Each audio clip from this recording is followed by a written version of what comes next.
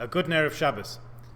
Next Shabbat, a week from tomorrow, is called Shabbat Hagadol, the Great Shabbos, on account, as the sources tell us, of the miracles of deliverance from Egypt which began on that Shabbat itself. They culminated a few days later in the actual Exodus, on the 15th day of the month of Nisan, yet the process began in a tangible sense on Shabbat itself. The tradition has developed over the years of a Shabbos Hagadol drasha, a longer than usual sermon that goes into great depth and detail on the halachas of the holiday. You gotta love the Jewish people. How do we celebrate? A long sermon from your rabbi. That's our idea of a good time. Next Shabbat will be a very special one in Kehillat Sharei Torah as well, as we will resume our regular Shabbat morning service schedule, which has been on pause of varying degrees for now just over 2 years. We'll begin at 9:15 a.m. with Birchas HaShachar, as was our procedure before the pandemic, and we'll resume a live drasha in Shul. For the time being, we'll remain multimedia. We'll also put the drasha online, make it available on the website, and also something will be on offer as part of the Shabbat morning services. I'll do my best to make it worth your while to come to Shul, but we will not abandon those who have been keeping in touch via the virtual drasha. And if next Shabbat is very special, this Shabbos, how much more so? This week we'll read Hachodesh hazeh lachem Rosh Chadashim. This month shall be for you the beginning of months, shall be for you the first of the months of the year, and we're living that in actuality this Shabbos. This Shabbos is the rare confluence of Shabbat and Rosh Chodesh together. Okay, maybe not all so rare. This is what it takes to have the first Seder on Friday night. If you're keeping score at home, that's actually happened 6 times in the past 11 years, so maybe not such a rarity. But this Shabbat, we are taking not just one, not just 2, but 3 Sifrei Torah, one each for a separate reading that goes with this very special day. A friend told me this week a tradition that when 3 Torahs are taken out to be read on such a day, you can ask for anything you want when the Ark is open. What will you be asking for? Usually we can count on this happening only on Simchas Torah. Sometimes, once in a while, the Shabbat of Hanukkah has 3 Torahs. This week we'll read first from our weekly portion of Tazria, which concerns childbirth, which is really quite apt as we have a baby naming to celebrate this Shabbos morning. That's our first Torah. Then we'll take a second Torah, which is rolled to Parshas Pinchas towards the end of Numbers, Bamidbar. And the idea here is that the Kehillah doesn't have to sit and wait while we roll back and forth, scroll back and forth in the Torah to the right place. If you only have one Torah, like many minyanim do, you have no choice. You do have to roll the Torah from one to another to yet another place. When on a Shabbos like this, you have 3 designated readings. Our Kehillah is blessed by many things, not the least of which is the generosity of our Sefer Torah donors, and this is a very appropriate time to express our gratitude that we have several Torahs and the luxury and joy of being able to roll the Torahs ahead of time to the right place to make the service go more smoothly. That's the reason for multiple Torahs. The second reading will be part of the passage that's always read on Rosh Chodesh from chapter 28 of Numbers. We'll just read part of it, the Shabbat and Rosh Chodesh parts, verses 9 to 15 in one aliyah. And our third reading from the third Torah will be the first 20 verses of chapter 12 of Exodus. You see, we're really jumping around, but it's all good. It all fits with what's happening on the day. If you think back over the last 3 weeks, we've had several of these special readings. One was Shabbat Shkalim, when we reminded everyone to get their half shekel ready to donate to the temple. You'll say, there isn't a temple at the moment. First of all, the Jewish people are always prepared. Imagine if the temple reappeared and we didn't have our half shekel ready to donate. That's not going to happen, not on our watch. So Shkalim was one special reading. Then the Shabbat before Purim, we had Shabbat Zachor, and we took out the second Sefer Torah and read from the end of the book of Deuteronomy, Chumash Devarim, the mitzvah to remember Amalek, the eternal adversary of Israel, to wipe out his memory, which we accomplished later that week when we drowned out the name of Amalek's great-great-great-great-great grandson Haman when we read the Megillah of Esther.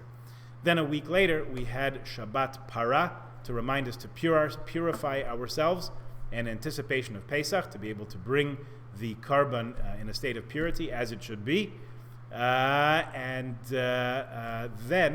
this week, the fourth of those special Shabbatot, Parshas Hachodesh, that's this Shabbat, in which we remind ourselves with this additional reading for this week to sanctify time, as in set the Jewish calendar.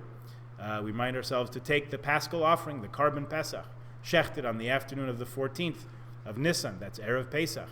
And in Egypt, remember, they put the blood of the korban, the blood of the offering on their doorposts. We don't do that for any number of reasons, but we do gather together to tell the story, which is in some ways just as powerful a message. It says there to eat the korban roasted over fire together with matzah and together with bitter herbs.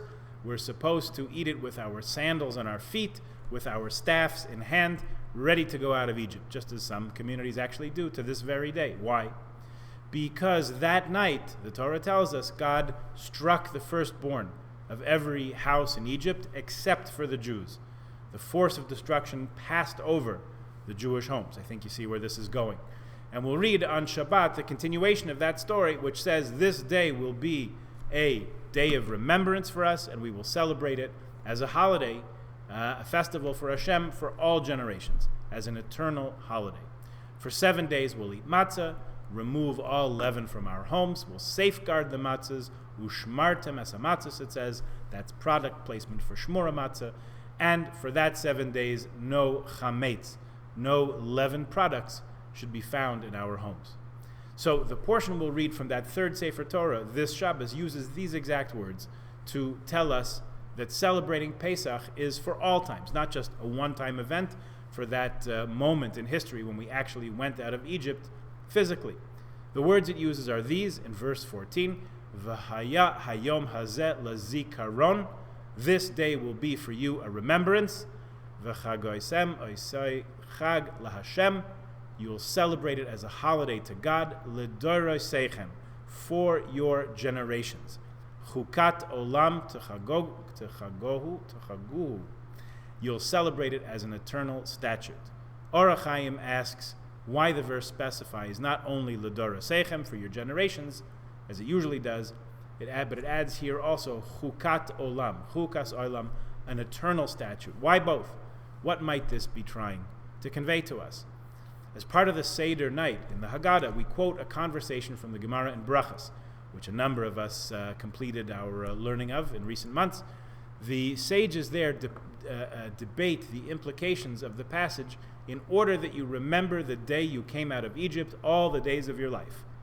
Some say that all the days of your life includes Olam Haba, the Messianic era, very nice message. The other view holds that in the phrase all the days of your life, all means the nights as well as the days. Also very nice. Or HaChaim sheds light from this angle. He says, if the Torah would have used the word Chukat Olam, an eternal statute, I might have concluded this day is to be observed only during good times when the Jewish people are independent. However, when the Jewish people are in exile, maybe we would say, no, we can't celebrate freedom now because we ourselves are not free. How do you celebrate freedom from captivity? Remember what it says in Psalm 137 when we hung up our harps on the willows by the waters of Babylon there. We said, how can we sing God's song, Al Admat Nechar, on a foreign land? So according to this, L'doroseichem, for your generations, emphasizes that Pesach is not just a celebration of freedom when you're actually free, it's a celebration of freedom for all times, including when we don't feel ourselves free. Labeling it as a chukah, a statute, indicates that it's not subject to logic. It's incumbent we do it even when, on the face of it anyway, it seems like maybe it doesn't make sense. How can we celebrate freedom when we're exiled from the land of Israel by those waters of Babylon? Well, we did. How can we celebrate our freedom and thank God for taking us out of Pharaoh's house of bondage when the Romans controlled Israel, destroyed our temple, plowed the Temple Mount under, and exiled us as slaves to Rome, carried the menorah back to their capital in a victory parade? Well, we celebrated Pesach even then too. How could we sing redemption songs In the Middle Ages, when the fear of crusades, later pogroms, hung over our heads, from those periods, we see the most beautiful, hand-illustrated Haggadahs, lovingly and painstakingly crafted and purchased at great cost, just so that a family would be able to say the Seder in the proper order with all the right words on 2 nights out of the year, evidenced clearly by my absolute favorite part of any Haggadah, which is stains from the wine that got spilled. I thought about changing my name sometimes, Kanofsky, it's a little too Jewish. I've always wanted to be called Weinstein. How could we celebrate freedom under Muslim rule in Spain or Iraq or Tunisia when we were second-class citizens? We did it. How on earth could we celebrate freedom under communism when the Yevsektia, the Yevreisky Sektia, the Jewish section of the Communist Party, was bent on denouncing those reactionaries who still worshiped their God and clung to the opiate of the masses and insisted on baking unleavened bread and celebrating freedom just for the Jewish people, when clearly the message of Leninism and Marxism brought freedom to all workers around the world. Pause for laughter. Or a Seder with the Haggadahs handwritten from memory in the ghettos and the camps in the kingdom of night. You know as well as I do. You've seen the Haggadahs. You've heard and you've read the stories. Pesach is Chukat Olam L'Dorotechem, because going out of Egypt permanently, eternally, irreversibly changed the nature of the Jewish people. From that moment onwards, wherever we would live, whatever kind of freedom we would enjoy or dream of, in whatever land, whatever language, the essence of the Jewish people was of a people free to serve God. The exodus from Egypt was, as they say, a game changer. We call the holiday actually by several different names. Each one expresses an element of the fundamental change that occurred in us. The Torah calls it Chag HaMatzos, the holiday festival of unleavened bread. That bread is Lechem Oni, the bread of poverty and affliction, matzah, and yet it becomes the very symbol of freedom.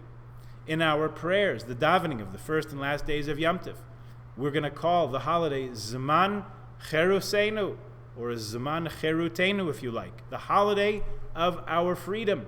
Because for all times, that's what it reminds us of. That no matter what the situation is with our bodies, our souls remain and will always remain free. And Chag HaPesach, the holiday of Pesach, has the element of skipping over, passing over, as the destroying force passed over the houses of the Jews during the plague of the firstborn and did not harm us.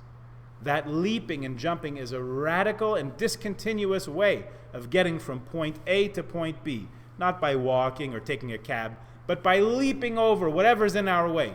That's how we've always celebrated Passover, by leaping over the present circumstances. In the worst of times, a lesser people might have said, how silly is it? It's too ironic to make a holiday for freedom when we're captives. And in the best of times, like we've all been enjoying for the last 60 or 70 years, a lesser people might say, who needs to celebrate freedom? We're already free. Why go back to the past and remember our not so glorious olden days when we were slaves, making bricks and building pyramids? It's a long time ago. Let's not bring that up. The article I sent you in the email this week explains why. Because freedom is never free. And as we know, as the Baal Shem Tov famously said, in memory lies the secret of redemption. At essence, the Jewish people are free. There are some Jews, particularly in recent weeks, who have not felt like they are enjoying the full blessings of freedom. In fact, they're refugees, fleeing war once again. Certainly the world does not enjoy the freedom, which is really not so far beyond its reach. We just have to help each other get there.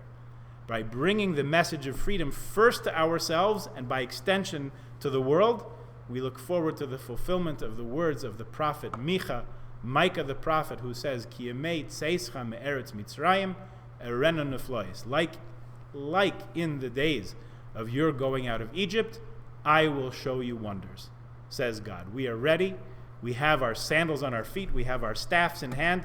We have our bitter herb, our unleavened bread, and we're ready. We're eager to drink from the cup of full freedom.